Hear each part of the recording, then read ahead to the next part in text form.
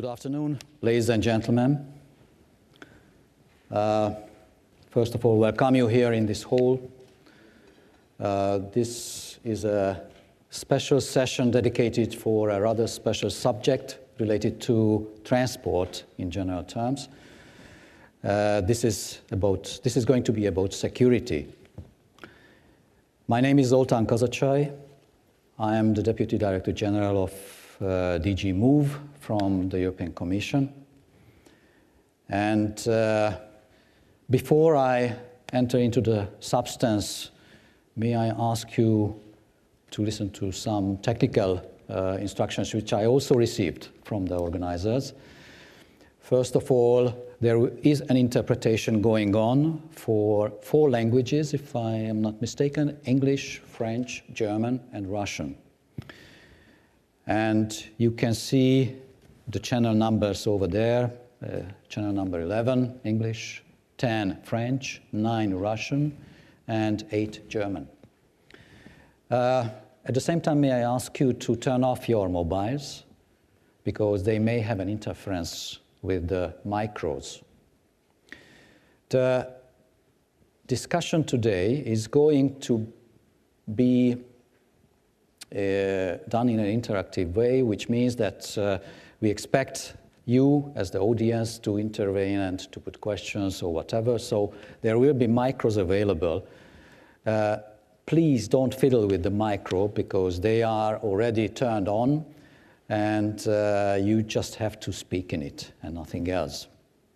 That was asked me to put an emphasis on, so please follow this instruction carefully. Today, security, and we are talking about transport-related security, is considered to be an extremely sensitive issue, because it has different relevances. It is dealing with political decisions, it is dealing with technological development, and last but not least, it deals with educational issues. I would not add to this that security means that there is a huge business in the world globally, which covers a lot of people, involves a lot of money, and at the same time, if it is not there, it may have serious consequences on other different sectors. Why is it so important? Transport-related security has serious challenges. It has to face with the reality that the transport system, as it is, it should be an open system. So the accessibility should be provided for all the customers there, or else the transport will not fulfill its original responsibility or the target. That is to move persons and cargo from one point to the other. At the same time, it moves large number of people at a time, which means practically that if there is something happening, there is a serious damage in human lives, and there could be serious damage in the values of the products which are also transported in huge quantities. We are talking about security. Many people think that security relates to terrorism, but in fact, security should cover different issues which are capable to prevent unlawful interference with transport activities, like individual loss of goods values due to unlawful interference. Or we should not forget about organized crime, which is there. And of course, terrorism is also there. And probably this is the most serious challenge for the transport sector. Normally, when there is an interruption in the transport procedures due to such an influence, it is not the operator who is targeted by the terrorists. It is something which is behind the operators, which is basically the goal for the attack. It is normally the state. It is enough to say or refer to the fact that there are airlines which are registered here and there in certain countries, and independently of the ownership of that airline, the country itself could be regarded as the target when there is an attack. And there is, of course, a knock-on effect, which means that if the interruption is serious, it may have a serious impact on other sectors of the economy globally. Transport is a global activity, and the threat is also a global activity. Terrorism will not stop at the national borders, so we have to deal with that as well. We also have to bear in mind that there are different types of attacks. We are going to hear about that from the panelists, which are concentrating on, which could be concentrating on local traffic, or which could concentrate on international traffic. And sometimes there are common routes of the attacks in certain cases. We have to also be aware of one clear fact.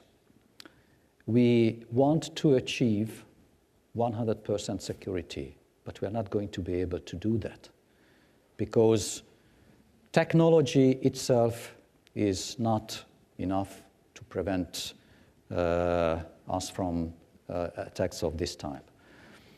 There should be other additional elements which are used for the prevention.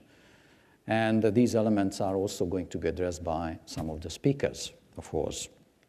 One thing is for sure, failing to prepare is practically preparing to fail, which practically going to have a serious impact on the economy in general terms. With these some ideas which I had in mind and I wanted to share it with you, I would like to turn to the first speaker of ours, who is going to be, and we are not going to follow the sequence of the names here, we are going to follow the sequence of the sitting order here. And our first speaker is going to be Jeff Dunmore, representing the London Underground, which has serious experiences in handling certain terrorist attacks, but at the same time you also have some other serious experiences concerning other types of unlawful activities in the underground. And I have to add to this that he is in a rather special situation because this is a special area where they have to handle a huge number of people in a relatively short period of time. And simply they cannot afford to use those things which are used in the airports. Jeff, the floor is yours. Thank you very much, Zoltan. I'll start with a few facts about the challenge that we face in applying security measures in a mass public transport system. If we take London Underground as an example, we deal with 4 million passengers every single day. The throughput of people going through our stations, if you just take one station, Victoria Station, is more per year than uses Heathrow Airport, which is just one site, of course. And therefore, the way that we have to think about applying security measures has to meet, as Zoltan said, the main purpose of our business, which is moving people from A to B as quickly as possible and giving them ease of access to be able to do that. One of the key things that you can't do with any security measure on a mass public transport system is restrict the passenger flow, because you pay a severe penalty for that. So the focus must be on achieving a balance between open public transport systems and security measures that deter criminal elements, including terrorism. And we do that by creating a controlled environment and demonstrating that the public space is actually being managed and actively being managed. And we do that by a series of security layers that quite often are quite invisible to the customer. And the reason they're quite invisible to the customer is because a lot of the time we're using aspects of customer service around reliability, around information, even using the customers to act as eyes and ears and report things to our staff and the police when things aren't normal and out of the ordinary. And they're actually very good at doing that. But the thing you have to think about is whatever measures we put in place, they must also be proportionate to the risk. It's very easy to get carried away with security measures. I've been in this job now for 10 years, and I didn't come particularly from a security background, not the normal police or military background that you often find in a role like this. But I've approached it from the objective of running a public transport system and business as usual, the things that we do day in, day out to do that. I'll pick up one point that Zoltan said, and actually we don't have a real crime problem on London Underground. The crime levels are extremely low, far lower than you'll find on the streets in most major cities in the world. And we're quite proud of that. And that hasn't happened by accident. It's happened by looking at the risks that we face, applying a good risk assessment process, and applying measures that are proportionate to that risk. And quite important that we continue to and continuously do that. But the other point that I'd like to make is that a customer service approach to applying security measures is actually the right way to go. And whether you do that through using your own customer service staff, whether you do that through a contract with other customer service staff, or do it through security staff on a contract, it's still the right way to go. And I believe it's the right way to go in aviation as well, and can have dual benefits of actually improving customer service as well as improving the experience of the customer, as well as the improving the security aspects as well. On top of that, you get improved employee satisfaction, because they're not just there as a security guard, they're there giving a service. And that is much more satisfying for staff and security staff to do. So on that basis is sort of my start on that. I'll talk a little bit later on about technology, I think, when we come on to that. But I think that gives a start to where I'm coming from. Okay, thank you, Jeff. And it's basically a brief introduction of the whole issue which we have to tackle regarding the land transport question, or land transport issues in general terms. If any of you have now a question concerning what we just heard about the experience concerning underground operations, feel free to put it right now. And then later I will open the floor for discussions after the whole panel expressed its view on their respective territories. So is there any question concerning what you just heard now? I see, yeah, the gentleman over there.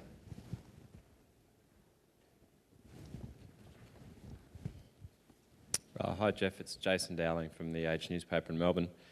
Jeff, we're about to put 100 armed guards, or we're about to put armed guards on every metropolitan train station in Melbourne.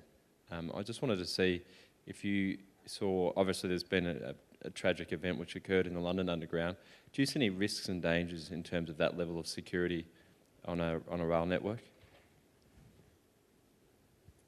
Yeah, the basic answer to that is yes, I do see some risks to that approach. I think you've got to get the balance right. After the 7th of July terrorist attacks in London, we did put a lot of police onto the system, and in fact it created a problem that we hadn't foresaw with that approach, and that is that not only our normal customers, our commuters, but also tourists kept thinking, oh, there must be something wrong, there's so many police about, something must be happening. and it created a lack of confidence in people using the system, and not a reassurance measure as we would have thought it would have done. And I mean, you'll probably know from events of earlier this week that there's been a decision to arm the British Transport Police who police our underground system. But it's being done in a very sort of low-key way and based on a response rather than an overt, you know, we've got a lot of police here with guns and weapons. I think you've really got to get the balance right, and you've got to think about what your normal public service or customer service requires, and actually think what the customer really would like and want. Thank you. There will be time for further questions after the panel discussion or the panel presentation. But we can take one more question, by the way. I saw the gentleman standing over there. This is John Alexander from Bombay, India. Thank you, sir, for that very lucid explanation of how you run the underground. Just a small query. When I travel through London Airport and when I travel on the underground, it's a world of a difference. And you're dealing with as many millions of passengers as the airport is. Why is it that their approach to handling passengers is so different from yours? And why does it appear to me, I might be wrong, why does it appear to me that at the airport you're not as friendly as you all are at the underground? I think there's a number of reasons for that. One is that I guess when you look at the risk involved with aviation, is you've actually not just got the impact of mass casualties, the economic impact, and all the other benefits that the terrorists see from attacking that, but you've also got a weapon that they can use to cause even more damage. So the security, I guess, does have to be a little bit different there. But I still believe it can be done in a customer-focused way. And actually, I think one of the problems we find, I think Nico might cover this in a minute as well, is that we tend to treat all of the passengers going through aviation exactly the same in terms of security, when 99.9% of them are never going to be a problem. And that's the same on our system as well. So I think some way we've got to find a more objective way of applying security measures in the aviation sector as well as we do in public transport. Thank you. That takes us to the next group of panelists who are going to cover a rather interesting and large part of the transport sector, and this is aviation. And our first speaker in this regard is going to be Mr. Nico Beilharz from Lufthansa, who will share us his views with us, and then there will be also possibility to put questions. Thank you very much, and good afternoon, ladies and gentlemen. It's a great pleasure being here, especially knowing that a few thousand kilometers further north we have a funny volcano throwing ash clouds into the air, and yeah, finally I made it. So good to be here and to talk about a little bit about aviation security. Where do we come from? The aviation security system is basically based on the needs of the 1970s. But you can imagine that with over 2.2 billion passengers per year, the system, the capacities are just maxed out. The system is also a regulatory-based one. It focuses on regulation, formalities, and compliance. And that basically results in an additive development of security measures. So it focuses mainly on technology. Over the past 30, 40 years, it just has built up layer on top of layer of additional security. So basically, we are still looking too much for bad objects and not enough for bad people. So there needs to be a change. The change from more to better security. And to facilitate this change, we have to change a little bit our approach to the thing. And one answer could be to follow a more holistic approach, combined with a more stringent political discussion on a multinational level about how do we deal and how do we develop aviation security. Very important, if we talk about aviation security, to now tackle issues like how can we balance data management. We have so much data. Every country almost is getting passenger data. Besides all the discussions about data protection, the next question would be, what do we do with all of this data? You can go and ask your local airline what they have to give to different institutions, authorities worldwide. It's a lot, and nobody knows exactly what are they doing with that. And is it combined, and is it used in a smart way? So we need to balance data management, intelligence, and also physical checks. And the next point would be, and Jeff just mentioned it, is how do we find non-discriminating solutions for passenger differentiation? Because 2.2 billion passengers is just a too large number to treat the same way for the next coming years. Well, this approach will also tackle another weakness that we have, and that is we are a little bit slow to adapt to the new threats. Whenever something happens, we follow. Somebody develops a liquid explosive, we start developing liquid explosive detection systems. As an example, in 1989, there was a Lockerbie incident, or Lockerbie attack. It took the regulators around 17 years to be able to have a 100% back screening in place. From 1989 to 2006, 17 years. So what we need is international collaboration, and it really starts with the two big key players, which are the European Union and the US, and they are both very, very active on developing new aviation security setups, but what they don't really do is to talk to each other. And this is a starting point, that the two big key players on the regulatory side should start talking to each other and define standards and systems. Right now, they are stuck in a discussion about mutual recognition. Honestly, I don't think that the US security system or the European security system is better or worse than the other. They're basically the same. They operate a little bit differently, but they assure the same level of security, and it's a very good level of security. Our problematic fields are other critical countries. Go to Africa, go to the Middle East, go to South America, and this is where they should focus on. So we have to design a better coordination of all the relevant stakeholders to achieve this better security. And in the end, we also have to refocus on the benefit and the comfort of our travelers, because they are the ones who suffer at the moment.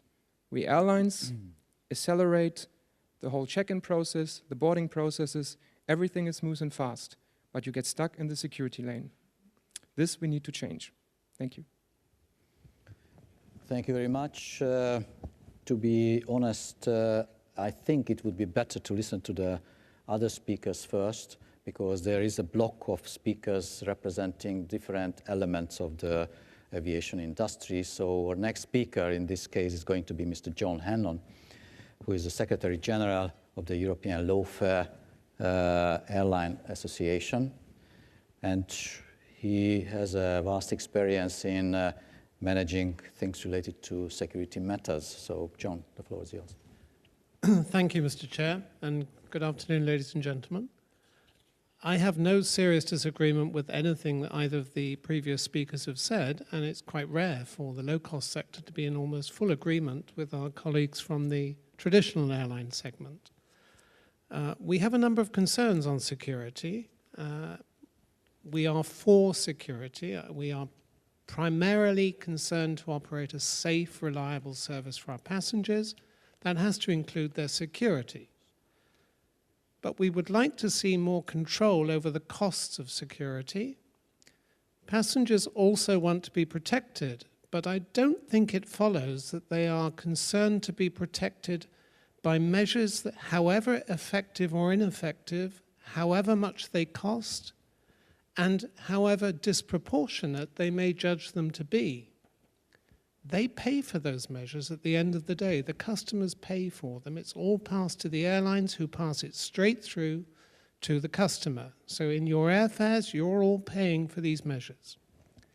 We heard that it was unaffordable for underground systems to introduce some of the systems that are in place at airports. That's true. But I think the main difference is that states would have to pay for those measures for underground stations, whereas they don't at airports.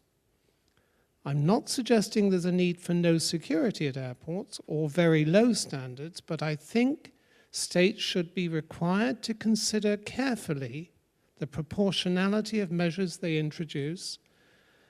And then when we raise those arguments with states, the response we get, user pays. Well, my objection to that is, who is the user of aviation security?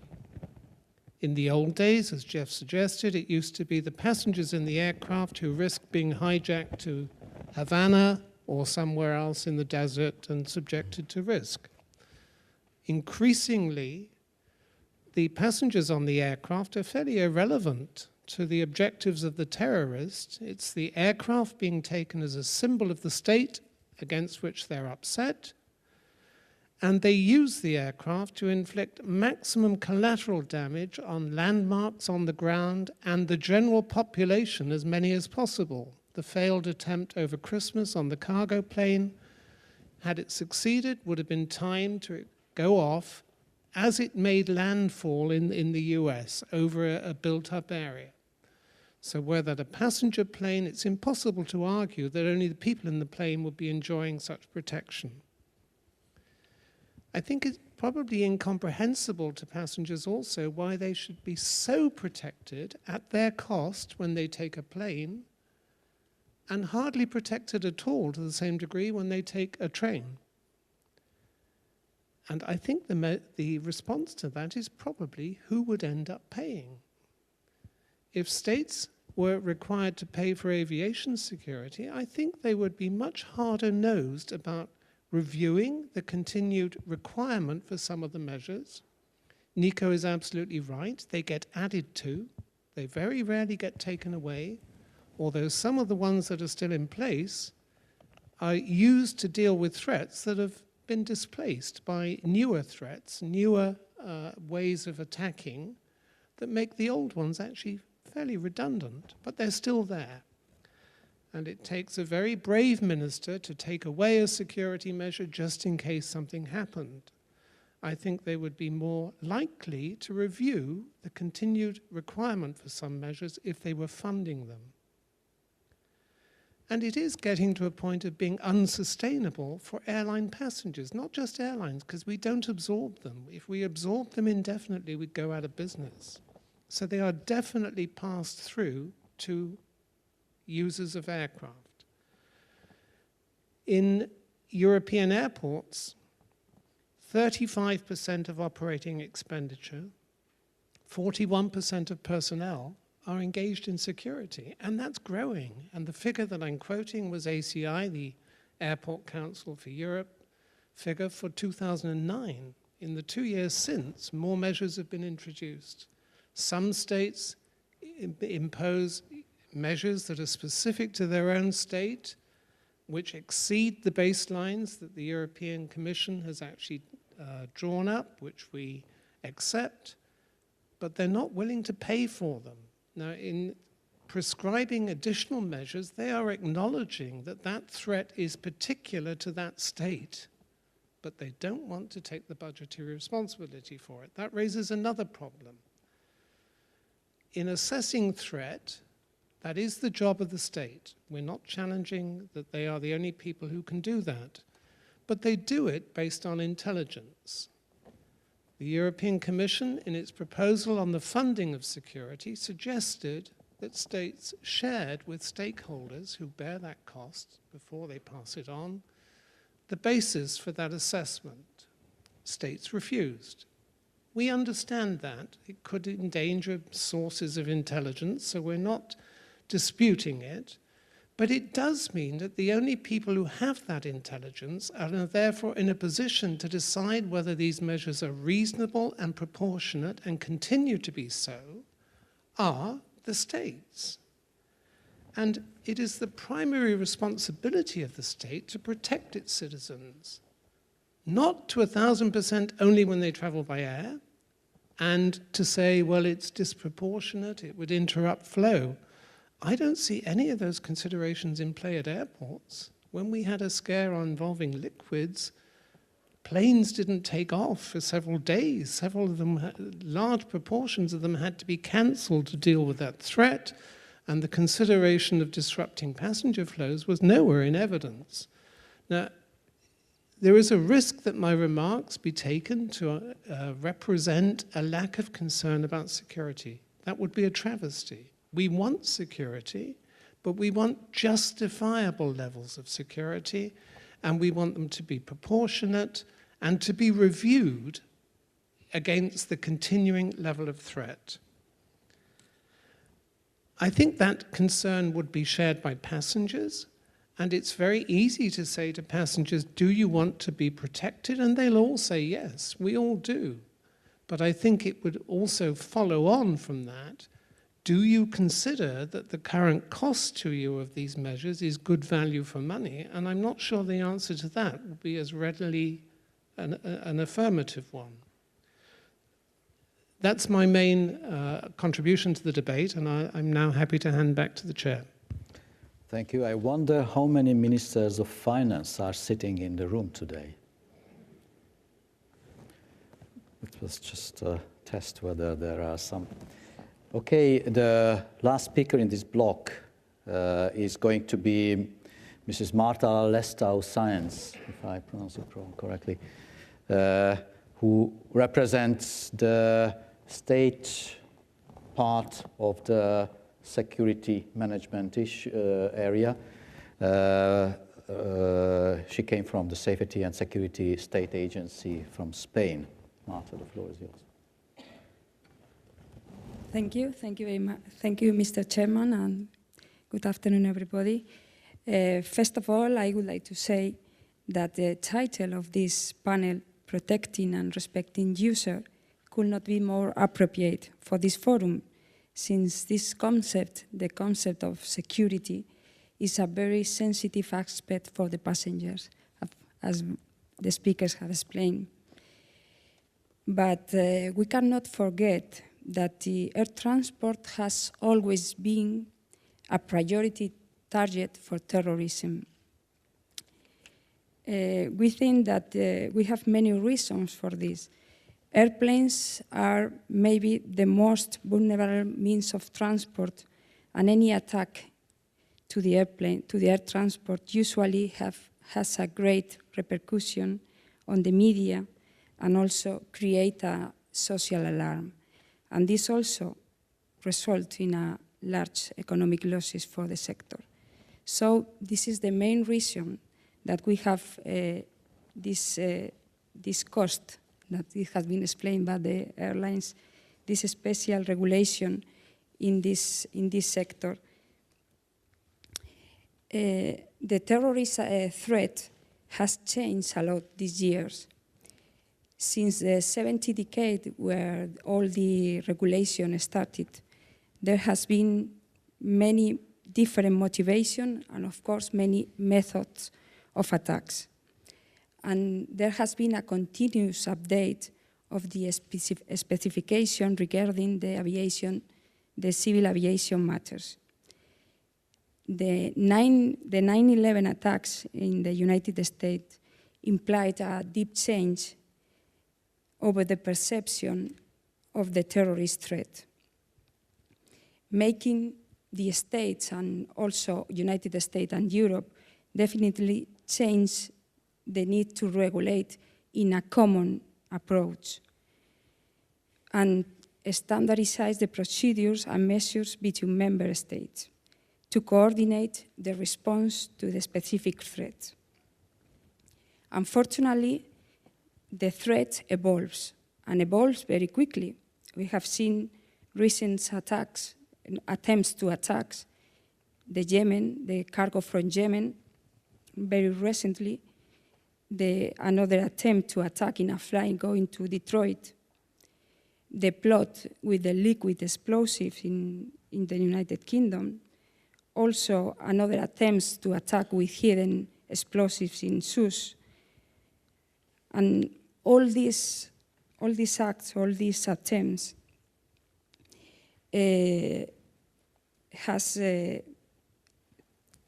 there is a big risk of threat against air transport. And we have to be conscious that we have to coexist with the threat. It is certain that terrorists are aware of the security measures applied to civil aviation, but we have to be always ahead of the threat.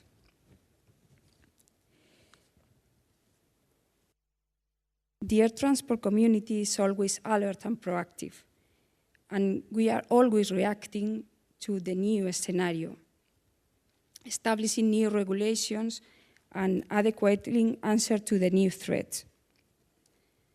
But it is difficult to find a balance, and we are always trying to find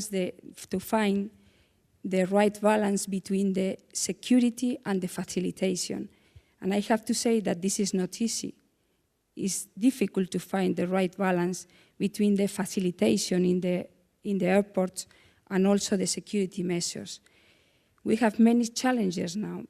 We have to be dealing each day with new threats. I would like to send some ideas, some new measures, the new concept of one-stop security that will facilitate the transit in the European airports, and some others ideas about new technology like the security scanners that you know that we are now preparing, the Commission is preparing a new regulation about security scanner, that it seems that the European Parliament has given the green light to this technology, of course, trying to ease the current inspections. We are also thinking in new techniques using unpredictability. This is a strange concept, unpredictability, but I think it's very used in other means of transport, because we know that our security measures are very predictable by the terrorists. And now we are trying to define or to think in new models more in relation with the risk assessment and also sharing more information with the intelligence services. Also, another idea about the profiling techniques for the passengers.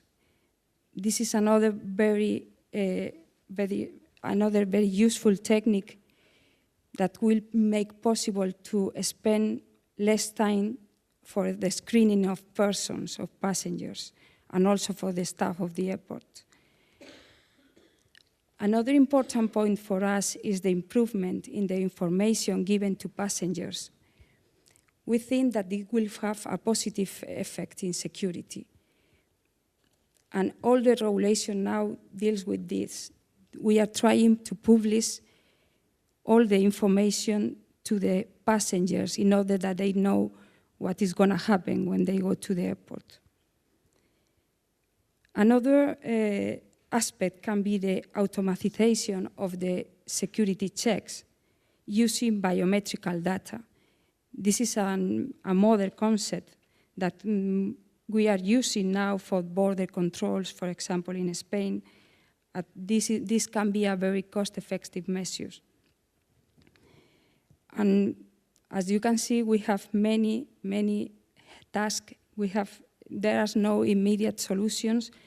And I think the cooperation between all the stakeholders in aviation security is very important to reach a fast and safe and cost-efficient aviation. Thank you. Thank you. Thank you, Marta. And with this, we covered more or less those issues which are related to the aviation sector. Now, I open the floor for a few questions, and then once again, after the panel is over, and everybody expresses his views, then there will be a potential possibility for questions and answers. Mr. Soggetti. Thank you. Yeah, thank you, Zoltan. My name is Marco Soggetti, and I'm the director of CLICAT. We are the European Federation of Freight Forwarders, Logistics Service Providers, and Customs Agents. And my question is related to aviation security measures. I mean, probably most of the people here know that this has been an ongoing exercise for some years, and there is a new step being taken now, and I take opportunity of your presence here, Zoltan. We are questioned about what can be done on third countries now to ensure that better security is in place, and there is probably going to be a new regulation or a modification of existing regulations and decisions in the future.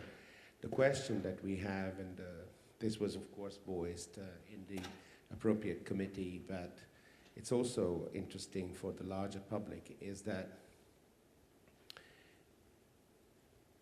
the discussion touches upon a limit between the limitation of legislation and the business practice, because the legislation can go up to the point of identifying the airlines and saying the airline must do this and that and that. And the airlines replied they cannot do it because they are not in a position in the supply chain to do it. We as logistics service providers replied, we are probably placed in a situation to help, but legally speaking, this could not be enforced because we do not have a license in the European Union, whereas airlines have. So the question is, are we not sometimes, and I take note of what Mr. Dunmore said before, reaching the limit of where we can actually get with the regulatory aspect. Because, as it was pointed out by Mr. Beilhardt, it is easy to overregulate in security. It normally goes through like a hot knife and butter in governments. But this new proposal is going to create a massive disruption in supply chains. We made a question. We said, do you realize that this legislation will seriously change the way and the face of trade in the next decades? And the reply was, yes, we realize that. So is this the way that we want legislation to go, to change the face of the world and to change the face of trade? Because it's a serious question. We are asking ourselves this question, and we do not really have an answer to it. Thank you. Thank you. I think that this is that type of question which we have to deal with after all the panelists received the floor, but I took note of it. And any other question in this regard at the moment? I see none.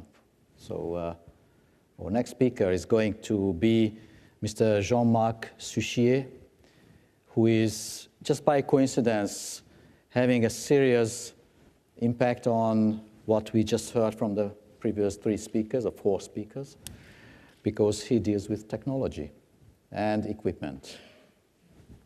Jean-Marc. Thank you. But I will start by saying that technology is stupid, okay? But it can be used smartly. So I will focus on the technology aspect of security in airports, so the airport checkpoint. I don't need to elaborate about the fact that current situation needs to be improved substantially. We need faster process. We need more user-friendly process.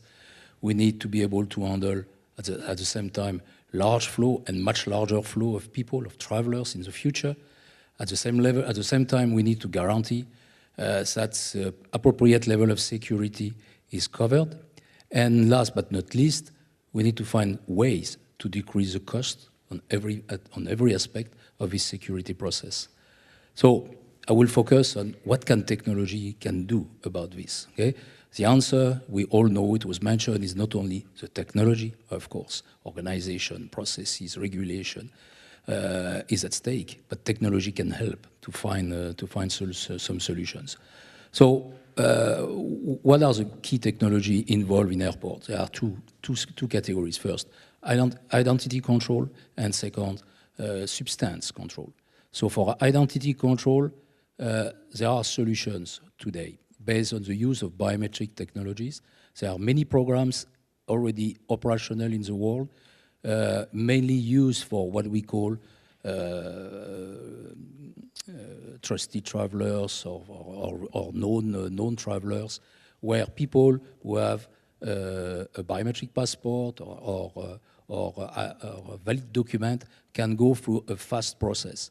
So these programs are using biometric technology, and typically iris, face, or fingerprints, and there are many of them implemented. I mentioned Spain, in UK, in New Zealand also, with Australia. This is one of the biggest one which is used. So these programs are operational. They are still modest in terms of size, but they are expanding, and the trend is clearly that this type of identity control will be done using the biometric passport and will allow to have a fast and secure process. Now I switch to the much toughest domain, which is the control of forbidden substance and product. So basically arms and explosives and so on. Here the situation is much more difficult. First, this is a big challenge to address, because what is at stake is how to identify hidden threats, and there are many different types of threats. First, there are arms, and arms, so typical arms, so pistolet and so on. And this arm can be spread in pieces, in luggages. We have, of course, explosives. They can be solid explosive, liquid explosives. They can, and most of the time, they are in small quantities. And this product and substance can be carried by the traveler on themselves, or even inside. And they can be carried in hand luggages. So the challenge is to be able to detect whatever this type of substance, known or unknown today, and tomorrow there could be additional substance or additional ways to identify. So it's a very difficult challenge technically. So where do we stand today? Clearly, the current technology is not satisfactory. When you look in airports, the control done by the security agent is mainly a visual control. You go to the portic, and then the data, the content of your luggage is displayed on the screen, and it's visually inspected. So there is no automatic process today. So it's on this way. We can expect that in the coming years, there will be technology to be able to detect liquids inside luggages and luggages. We can see in the near future, we can expect that there will be possibilities to control people without asking them to undress. So it will turning a little bit more user-friendly. And I want to mention an area where there is a lot of research effort which is done currently in Europe and in the US. It's developing solution that we call walk-through solution, where basically traveler will arrive with their boarding ticket, put their boarding ticket on a device, and walk through. And during the time they walk through, everything will be controlled on themselves. And in parallel, they will drop their luggage on the belt, and the content of their luggage will be controlled automatically. So don't expect something to be 100% perfect. No, it will not be 100% perfect. But this should provide the capability to handle a vast majority of the flow in a much more user-friendly, fast, and more efficient way. And this automatically will decrease the constraints for carrying this security process and will decrease costing. Okay? I will not go to the details of this research, but I just want to mention two aspects which are of value and which have been already, and they will address some of the concerns which have been mentioned. The first one is, in this research, all these projects are taking into consideration the capability to do dynamic control, meaning dynamic control, so you adjust the level of control you do, either to the state of alarm which is currently on, or dynamically on the individual based on intelligence data that is available. Which intelligence can be any kind, but the systems which are developed will allow to integrate that and to adjust that dynamically. And the goal too also is to be capable to provide this unpredictability in the control process.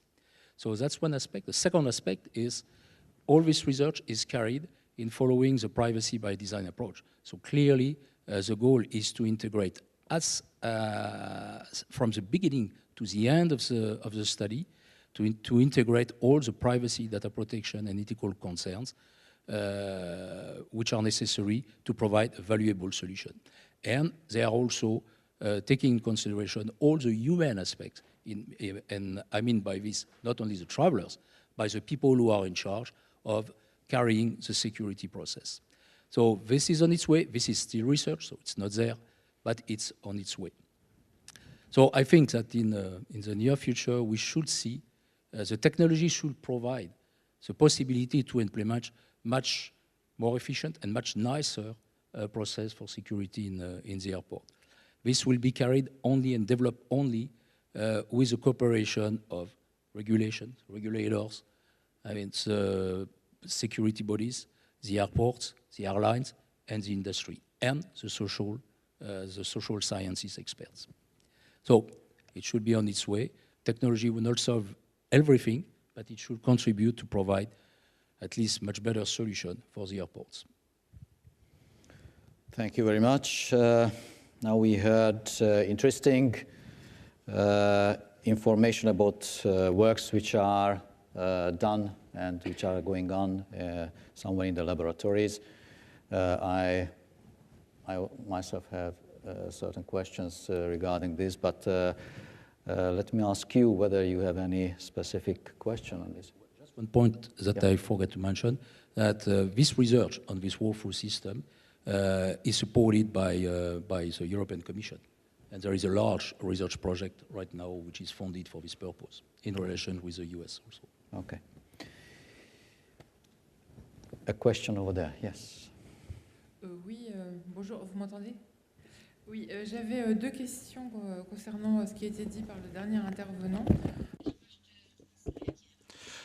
I have two questions about what we've just heard. The development of body scanners, some people say this is a kind of striptease, and the technical development, well, do you think we will have a solution like that later on?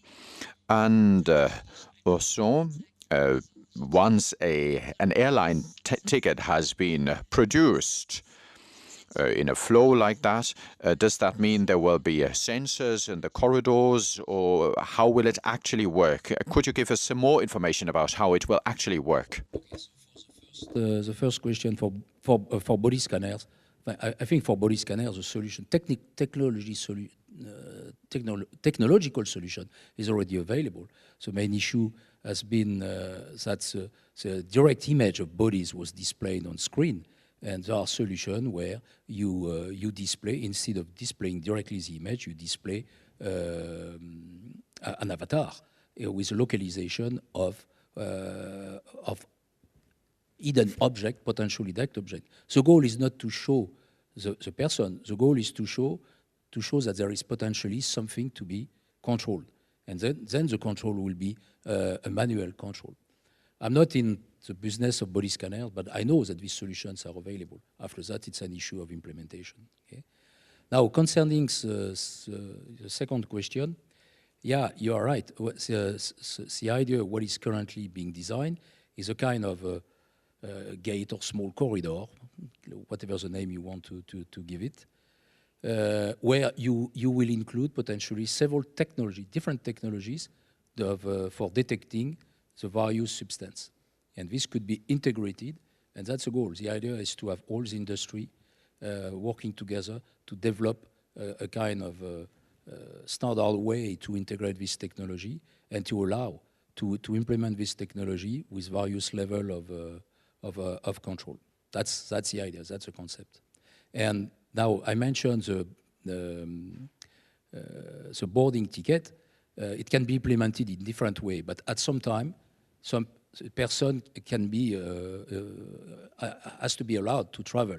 So one of the way to do that is after the person has a boarding ticket, then you can control this. You use this boarding ticket to control the person, and then the physical control is done. Now you can also on the boarding ticket have biometric data, so you control that it's the same person, that's the person who checked in before, or you can go even one step beyond that. It's to integrate ID control and forbidden substance control on the same device. So basically, you arrive, you put your passport, okay? You put your passport and your boarding ticket, okay? And the system will control your ID with the biometric data stored on the passport, and then the system will control everything you have on yourself or in your luggages. That's the concept. But implementing and putting everything together, ID control and substance control, is not only a technical issue. It's a legal issue. This type of control are not carried by the same bodies in airports and in the various countries. So there are political decisions there to be done. But I will not talk about this type of decision. I'm focusing only on the technology. Thank you. It's practically about the categorization of the passengers in a way, which means that those passengers who are seemingly more reliable because they are frequent flyers or whatever, they will have, they receive a better judgment by the security controllers in a way, somehow, some way. It's going to be a very interesting thing, and probably there will be some questions later on concerning this specific issue from the audience. But let me now turn to our last speaker of the panel, who I think took the biggest distance to come and participate on this meeting today. Mr. Martin Matthew, who came from New Zealand, and he shares with us his views on risk assessment issues related to the use of the resources.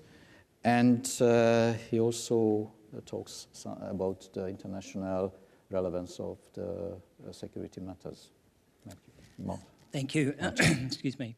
There have been so many good points already made by earlier speakers. I'll be brief because I think a productive discussion can ensue if I'm short. I'd like to pick up the point really made by one of the earlier questions from the floor around just acknowledging that another dimension that we need to think about is international trade, that it's not the users of the transport system are not just the travelling public. It is the freight owners who are trading and transporting products to markets and so on. And I want to use my own country just to illustrate the point. I'm from New Zealand.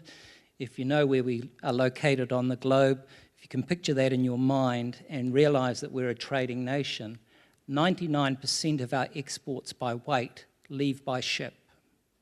Our high value exports leave in aircraft, and those exports tend to be in climate-controlled environments, which it's critical that they are not tampered with in order to retain their value when they get to market. Our second biggest export earner is from tourism, on which, or for which we rely on an efficient international aviation system. So when we think about security, security is critical to the success and the viability of our economy. And I suspect that's true for many others who are here today as well. So I think we need to think about how we ensure the security systems in terms of international trade are, as it were, optimal, and that's the economist in me coming out. And comments made earlier about appropriate risk assessment are quite critical in this regard. And I'd like to pick up the challenge in a sense from John earlier, because one of the things that certainly from my perspective, and I'm at the Ministry of Transport in New Zealand, is I think it's really critical that we have an appropriate risk assessment framework in setting the regulatory framework that applies, whether it's domestically or internationally. And in that regard, it's critical that security decisions and security regulatory settings are based on a robust regulatory impact assessment, that we truly do understand and have a level of transparency about the costs, regardless of who will bear those costs, and the relative benefits. That, I think, is quite critical when we make these decisions, because if we make those decisions incorrectly, they will, as I said earlier, have huge implications on trade and tourism. Let me also just make one other point in relation to security, and I think is that if we are going to have it work effectively in an international context, then harmonisation and collaboration across the globe is really quite critical. And I think Nico picked that point up in his remarks earlier. Certainly from our perspective, we would encourage the multilateral organisations to work together. I know that ICAO and the World Customs Organisation are working in this space in relation to freight security and supply chain security issues. But also important, if we're going to make it work internationally, is that there's information sharing across countries to allow for effective risk assessment and for effective regulatory decisions to be made. And in many respects, the issues of technology that we've just been hearing about, it is so critical again that if the technology is going to be applied in an effective manner, that the introduction of new technologies are managed in an internationally coordinated way. I think just bearing in mind the nature of the international transport environment is really quite a critical part of it. And just to reiterate my earlier remark, it's important for us to remember that the travelling public are not the only users of our transport system. So too are the freight owners who are trying to actually generate incomes that sustain our economies and our lifestyles. Thank you. Thank you, Martin. Any questions for the last part of the discussion? Yes.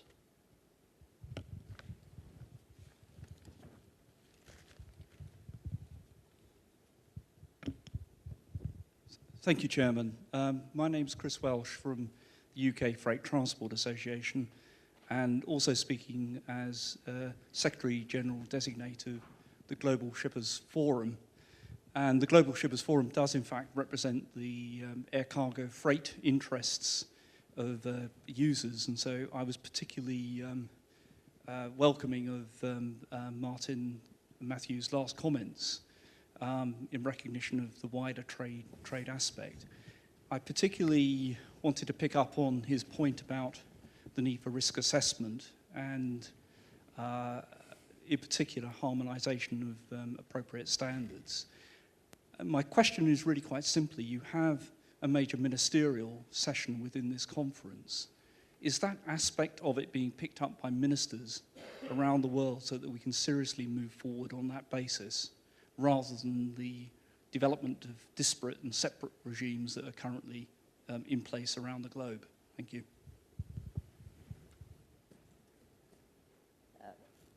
Sadly, I don't think I'm in a position to answer the question about whether it will be picked up in the ministerial session, and that I'm not aware of exactly how the agenda will work. What I can say, though, is I tend to be present at that session.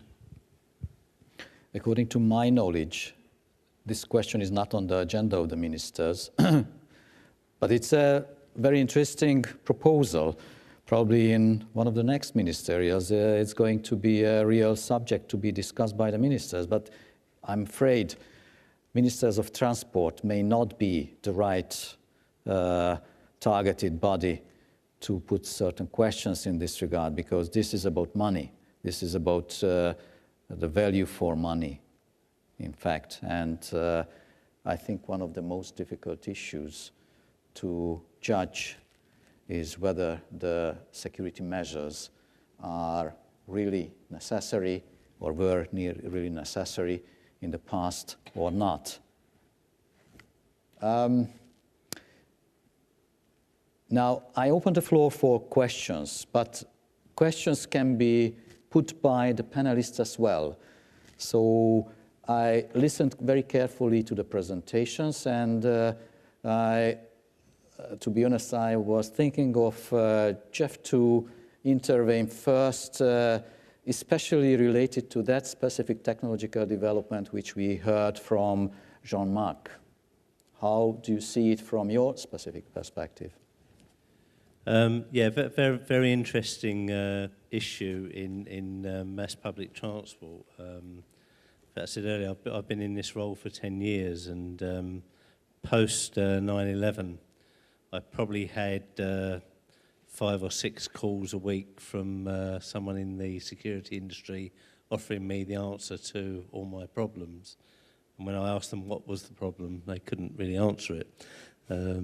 Because they didn't really understand the environment that well, as opposed to the aviation sector where it was well, you know, and better understood. And the key question I always ask is, okay, before you start applying technology, what is it we're trying to solve? What's the objective of it? What are we trying to achieve? And then think about, is technology the right answer, or is it a process issue, or is it a human intervention, or whatever? And it must meet our purpose, and the purpose is the flow of people getting from A to B as quickly as possible. And just to sort of pick up something that John said, which I would say is not quite right. When we were talking about not applying those measures in the public transport sector, it isn't a pure question about affordability. It's a question of practicability and proportionality as well. You know, some of the measures that you would use in aviation that will give you an alarm, you've then got to think about alarm resolution. We've got to think about space in some of our locations, and the ability to deal with those the alarm resolutions as well would be quite difficult to do. That's not to say that we wouldn't apply, and we do apply some security measures, but it's not as straightforward as just sticking in the sort of aviation type security that we see quite regularly.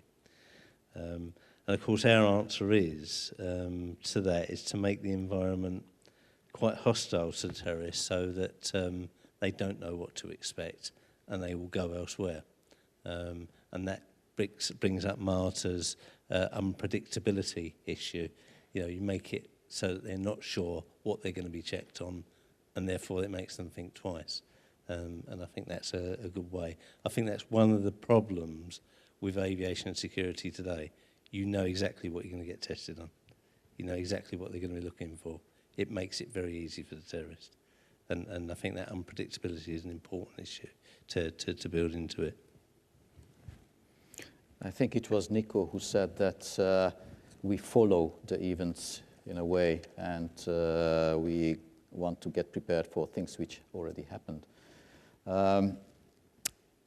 It leads me to the question of Mr. Soggetti, who raised the issue of the supply chain security. And during the course of the debate, some of you referred to the cargo security issue. And to be honest, this is the area where the supply chain security can come into the so-called under the question mark, whether the way how we want to tackle supply chain security, and which is actually in existence already in different other sectors, is going to be a good one in the security field, or is just spending additional money on something which is, and the return on it is hard to measure. So who would be ready to answer on that? Because I do not want to take it on me supply chain security is a procedural and technological issue at the same time. Would you like to react on it? Well, since I think Lufthansa Cargo is among one of the biggest freight operators worldwide, I could try to say something to that. I'm very happy that Martin Matthew, has, from a totally different perspective, pointed out how important it is to have a proper and working and efficient supply chain. And supply chain security is, of course, of utmost importance to that. And the great thing about cargo is that you can approach it a little bit differently than the passengers, because you have the chance to tackle the piece of cargo or the shipment, the contents of a shipment, at a very early stage. And you're able, since of the nature of this shipment, to secure it basically right after production. And that gives you the benefit of not being forced to touch it again. So if you ensure that the supply chain is secure, you basically do not have to touch those things at critical points like airport hubs. Air cargo is time critical. So you don't want to touch this cargo too often, actually only one time. You don't want to do it in the hub operation where you have to quickly move stuff around. So this is the point why we are absolutely supporting every idea that enhances, and to work together with our system partners, with the logistic companies, to establish a secure supply chain, to not be bothered with unnecessary security checks at airports. Passengers, unfortunately, a little bit different. We were actually on a good way, also developing together with the regulators these systems. But last year we had this Yemen incident, and this really changed everything. And as I just said, we are event-driven. So this Yemen event triggered the regulators to think about new ideas, which is totally all right, which is what public wants from them. Also, we wanted to have some new guidelines to say, okay, there is a new threat, or a threat that was not looked at before intensively now came into reality. But what started then was that every individual regulator started developing his own ideas. The European member states, everybody started having working groups on this and coming up with ideas. Then the European Commission started a high-level working group trying to consolidate, but of course, with 27 member states, you have a lot of discussion. Of course, parallel to that, the USA, namely the TSA, was also writing a concept. And now we have two major concepts on the table, one from the EU and one from the TSA. Unfortunately, they're contradictory to each other. So I'm really asking myself, haven't we learned from the past? We know that we have to work towards a global harmonization in this field. ICAO, IATA already mentioned that. They have working groups, they have forums where people, where the experts on this, also from the governmental side, can come together, can exchange and set standards together. What we're doing, what we're seeing right now is the same old behavior. And I mean, if I look from New Zealand, you will have the fantastic choice of thinking about how do you ship your stuff, because you either have to apply to an American regulation or a European regulation. And if you want to ship your things from New Zealand through Europe to America, you can apply both. Yeah, congratulations. That's awesome. That will really help our worldwide logistical chain. So this is the point where we need new concepts and a new global thinking. Thank you. Questions from the audience? Yes, please.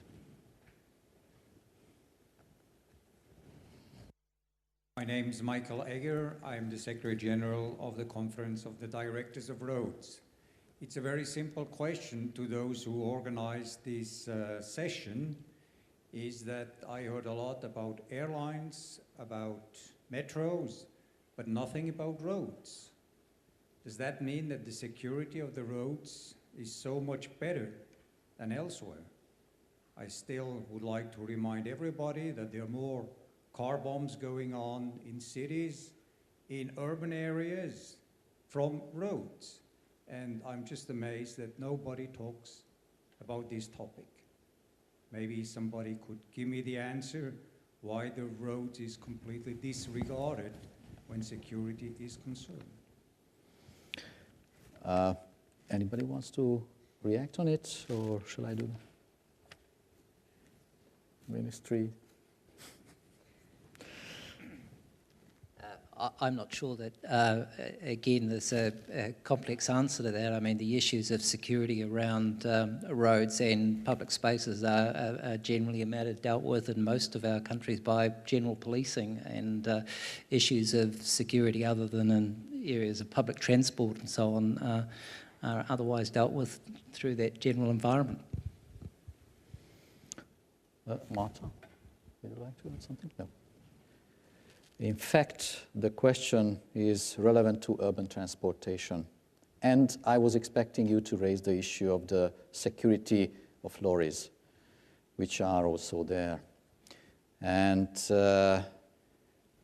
you are absolutely right that this is probably one of the most difficult issues to handle in a uniform manner, simply because of the nature of this type of transportation.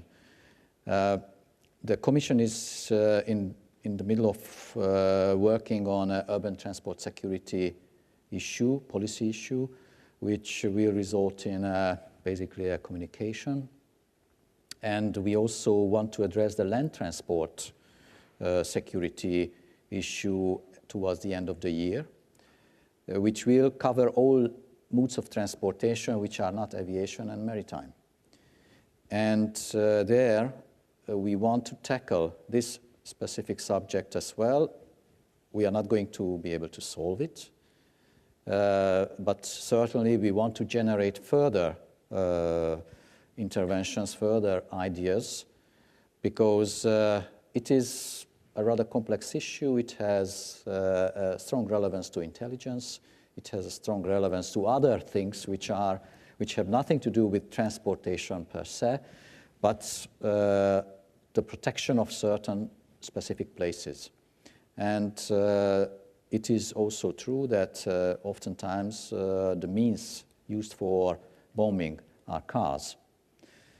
But I think that this is going to come, and probably in the course of the next ITF annual meeting, there will be some reactions on it. Yes, John. Not a direct answer to the question of cars, but I think states do have a schizophrenic view of their obligation to protect their citizens according to which mode they choose. People who land at Heathrow Airport have been put through the hoop at their airport of departure. Still in the airport environment, they can go downstairs and step on a train, which for the first 15 minutes will be traveling underground, and there's absolutely no security in place at all. The only security I've observed on Heathrow Express is to make sure that all the people who got off the train arriving at the airport haven't left anything on it. But you could get on one of their trains, you could get off at Ealing and leave your luggage on board. And these are the same people that were protected on the air journey. I think that's very inconsistent. They're the same people, the obligation is the same on the state. The difference is the state would probably have to pick up the tab. So I think it is affordability, and I think it's a question out of whose budget it comes that determines and shapes the view that is taken on proportionality and risk assessment. And I think that's a big issue. The last two successful terrorist attacks against transport in Europe were actually on trains, in Madrid and in London. Nothing has changed there. Security was stepped up in the London terminals. London terminals, I don't know how you explain how that would protect people who were boarding a train in Glasgow or York. Following that, I'm not aware that the cost of those extra community support officers was charged to the rail operators, were they? I mean, but basically for policing the railways in the UK, the cost is met by the train operating companies, and there's also an element of the cost met by the government. So it's a bit of both. Well, there's no element of government funding for security at an airport, and if that were to be replicated at airports following an outrage, it would be passed on to airlines as part of the security charge and recovered from you when you travel. I think that's a schizophrenic approach. We're talking about the same people. It's also distortive of competition. You could travel from London to Paris by air. You could travel by rail. The rail will take you through an underground tunnel 25 miles long and a train carrying up to 1,000 people, I believe. It's a very, very rich target for a terrorist group. There's nothing approaching the same level of security. And the operators of the Eurostar, at the time of the liquid scare on aircraft, actually saw fit to run an advertising campaign saying, "Are you sick of the security queues at the airport? Come to St. Pancras, it's much simpler and there's no queuing." This is a very, very inconsistent approach by governments. I think it's neglectful of their duty to protect their citizens. And I suggest, and I would welcome a challenge from any finance minister, I suggest it's related to who funds it. May I just quickly? I'm just looking around whether there is an additional question in this regard. Yes, please.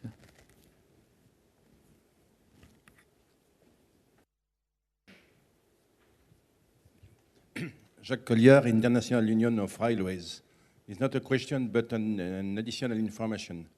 We are working with UITP, represented by Jeff Dunmore, about a common point of view of inland security transport, urban transport and railway transport, in order to be better coordinated. The first thing. Second thing, we are involved in a European research project about security technologies with Morpho and other partners.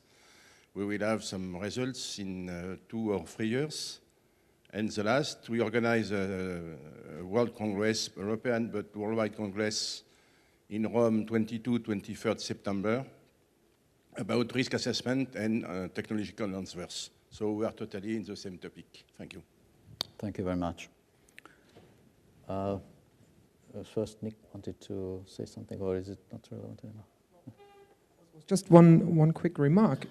What you just said is exactly, it plays into the hands of the terrorists. This is what they want. I don't know who of you had ever the pleasure of reading the fabulous Inspire magazine. It's like the magazine of Al-Qaeda. And regarding the Yemen bombs, they wrote that it was a fantastic thing, even if they didn't go off, but it was a success, a great success. Why? Because the whole operation cost them around $4,000 US.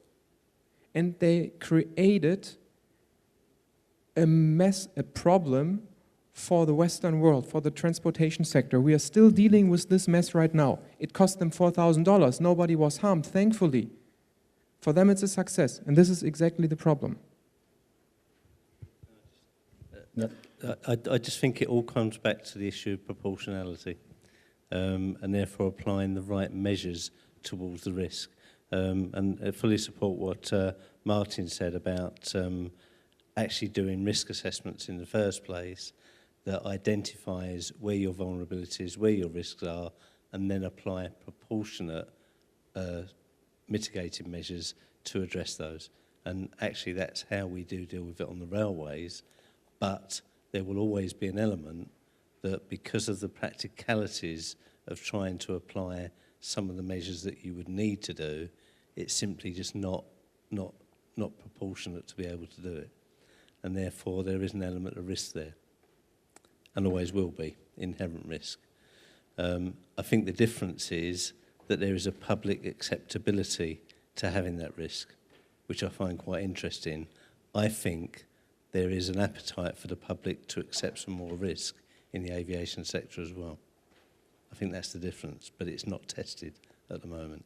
I think what tends to happen is the governments generally are just saying, we know what's best for you, and they don't want to face that particular risk. But of course the difference is, as I said at the start, you're giving them potentially a weapon if you miss it, where you don't get that with a train or a bus, come to that. Okay, thank you. Yes, first, I really completely share your concern about where do we stop, what do we do in terms of security, where do we want to go. In France, we have built a Ligne Maginot before World War II and World War I, and basically it was absolutely useless. huge investment, people feel secured, and it was absolutely useless. And in terms of security, we can ask the question, where do we put the cursor? I mean, what do we try to protect against? We cannot protect against everything. And there are huge variation in terms of what we can do and accept in terms of risk. So I fully share this point of view and personal perspective. Now I would like to switch and come back on the technology point of view and answer the question on the road and make a comment on this. First, what is done today in airport is much easier to do technically, finding solution for security, much easier than to do in rail or underground. Okay? In airport, I will say it's pretty easy, I quote, because you have only a limited number of people who are to board. They take time for boarding. You can keep them for half an hour or 1 hour without devastating consequences. In a large rail station, you have 2,000 people per minute who are going through. And if you ask them to stop for 2 minutes, each time they go through, they will cry, they will shout, okay? They will not accept. So finding solution for subway station, railway station is much, much more difficult. In addition, there are tons of stations, there are tons of railways, a huge number of wagons and so on. So it's a huge problem, technically, if we want to address that. And on the road, it's worse. It's even worse. I mean, you have roads everywhere, okay? Millions of people permanently on roads, millions of places that you could think to protect. So it will be almost impossible technically. So here we are back to what we want to address. What kind of security do we want to get? What do we want to get protected against? And that's a huge challenge. This is not technical. Okay, it's purely a political issue. I think the question about how you protect such a vast site. I mean, if you look at UK railways as a whole, there's over 20,000 kilometres of route miles. Roads must be far in excess of that. But the thing that you do there, and using again the principle of risk assessment that again we've adopted in the UITP Security Commission, is to actually say where are your critical vulnerabilities. The more critical ones are the ones where you would apply different measures to, and I think that will be again a proportionate response. With due respect to the technicalities of the risk assessments, don't you think that when a new measure is introduced in the security area, this is basically was pressed by several other factors than the technical and technological considerations? Political pressure, certainly. A political reaction is extremely fast and sensitive. I'm sorry, I can't help to think of that. I would not exclude the impact of the industry on it. Once again, you have to bear it in mind that security is a huge industry worldwide, employing millions of people, spending billions of euros a year. And it is, of course, one of the areas where, from a political point of view, it is important to give them some occupation, or else the unemployment ratio is rising. So there, I did not want to be impertinent, but I wanted to ask your opinion about that. How is it? The technological consideration, the rather professional risk assessment, and then there is another set of influences which are going to win. Yeah. Can I address that a little indirectly by reinforcing one of my earlier opening remarks? And I think that it is about the importance of transparency around the costs and benefits of the regulatory settings that governments choose. I'm far less cynical than perhaps John about the motives of government because I work in government. But, you know, one of the things that I've certainly found in a number of areas is by, you know, ensuring that we are deliberate about understanding the costs and the benefits, it makes it much clearer the basis on which those political decisions are made to regulate. And I'll give you, albeit a minor example, but an example nonetheless where we've employed this. We had about 3 years ago a hijacking of a small aircraft, a lot of pressure to introduce passenger screening and so on for some of our regional services. By the time we went through the process, we were able to surface the true costs, albeit those costs would have been passed on to the travelling public. It became very clear both that the viability of the intervention and the cost of the intervention made it politically viable for ministers to decide not to proceed. And I think it's about servicing those things that allows those political choices to be made in an informed way, recognising there's all sorts of other vested interests and reasons why, you know, political choices are legitimately made, but being transparent through a robust regulatory impact analysis, I think, is helpful. Okay, thank you. We still have a couple of minutes for some questions. Not too many.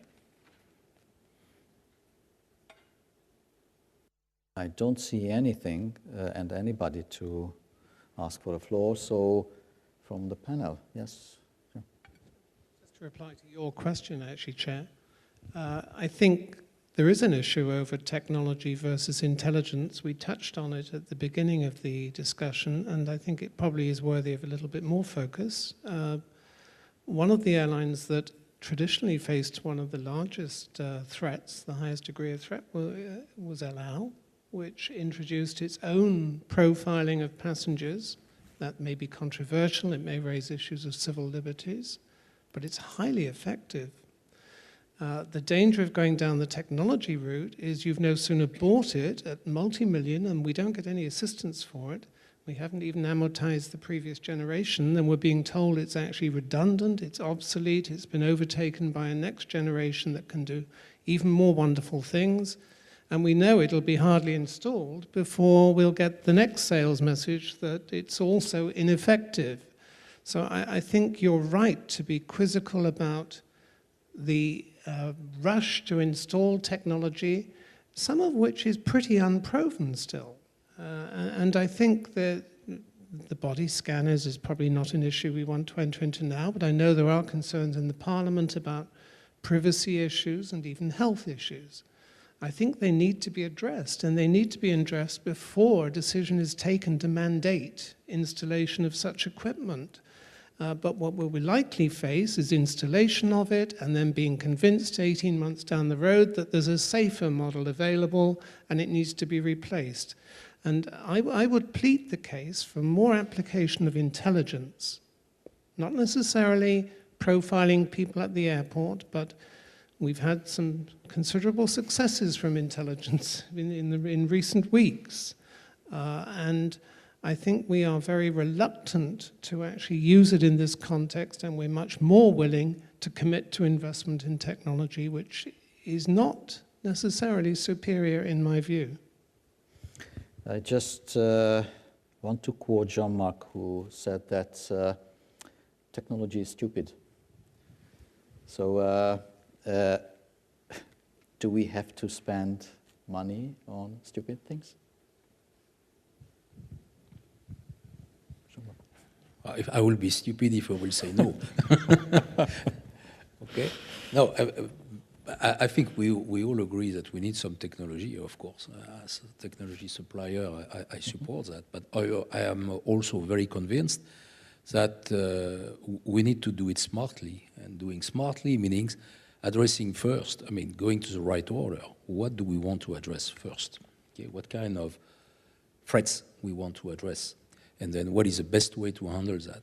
And so that's for me, this is the first level. Where do we put what I call the cursor between trying to build protection or accepting the risk and educating the population about that and getting ready? How much do we invest to build resilience, okay, versus protection? So this type of question, from my perspective, deserve more time. And then, once we have made a decision, then technology can be provided to fulfill the requirement. I will add on the technology side that, and I come back to your market issue, I think one of the biggest problem in terms of security market, seen from the industry perspective, is a fragmentation of the market. And the main reason of the fragmentation, I know it's not an issue that you can solve easily, is the fact that each country decides what it wants in terms of security solutions. And so there is a huge lack of coordination, synchronization. And because of that, we see a huge fragmentation on the security solution which are provided. And this is a big issue. And this means also wasting money one way or the other. Yeah. I think you're absolutely right on that, because we know some transport operators and authorities that have bought technology and then start asking the question, and what are we going to use it for? How are we going to use it? What are we going to do when the alarm goes off? And it really is the wrong way around. It's got to be use it, identify what you need first, then apply the technology for it. I think it's absolutely appropriate. Thank you. I think we are going to run out of time, and that's why I try to sum up a little bit what we heard today, and I really appreciate the efforts the panelists put into their presentations. This is an issue which deserves probably a full conference. And there are several conferences which are dealing with security matters, transport-related security matters or non-transport-related ones. What I consider to be very important to highlight from what I heard is that proportionality is probably one of the most important issues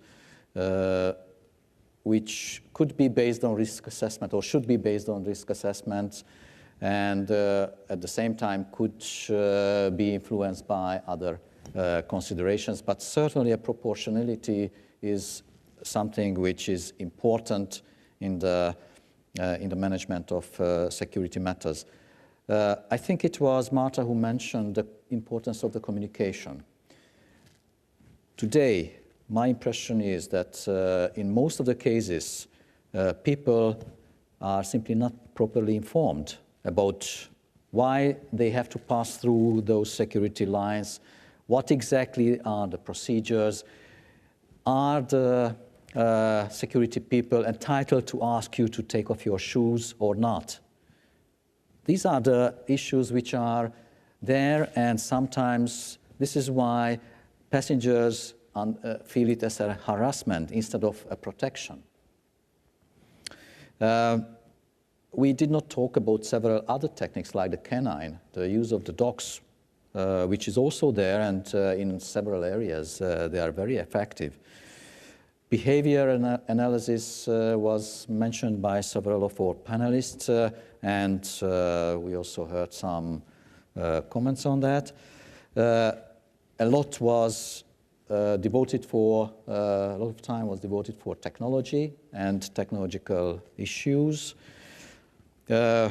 We had an important question on procedures related to security, how to apply supply chain security.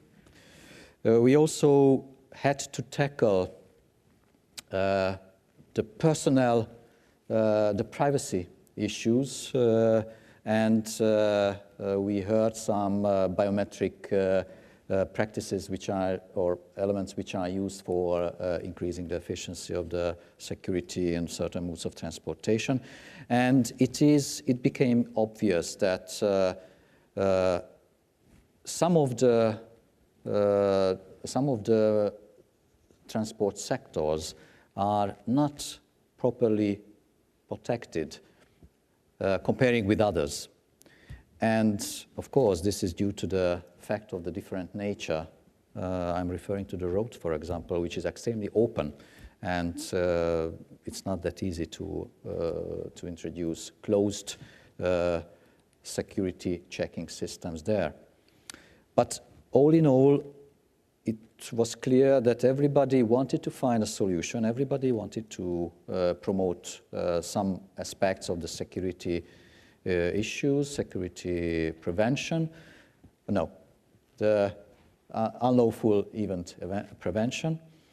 And I do thank all the panelists that they came over and they prepared for this presentation. And I thank you for the patience to participate and to listen to what we tried to send you as a message on this very important issue, and see you sometime later in another conference dealing with the same subject somewhere.